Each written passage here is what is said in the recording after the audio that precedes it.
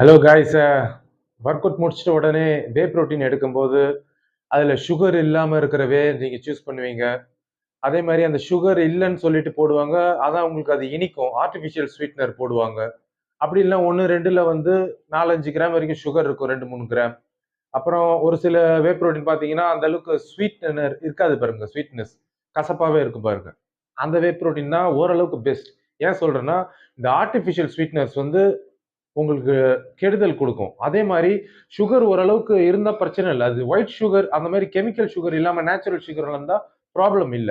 Guys, நீங்க work out முடிச்சிட்ட உடனே அந்த வே புரோட்டீன்ல 1 tablespoon of honey mix பண்ணி நீங்க கன்சியூம் பண்ணீங்கன்னா உங்களுடைய இன்சுலின் லெவல்ஸ் அது ஸ்பைக் பண்ணி விடும். உங்களுடைய புரோட்டீனுடைய அப்சார்ப்ஷன் அன்பிலீவபிளா இருக்கும். கூட கொஞ்சமாவது கார்போஹைட்ரேட் சேர்த்துக்கங்க, லைக் பனானா. இது உங்களுக்கு ஒரு பெட்டர் ஆப்ஷன். ட்ரை பண்ணி பாருங்க. இது ஒரு வேர்ல்ட் கிளாஸ் ஃபார்முலா.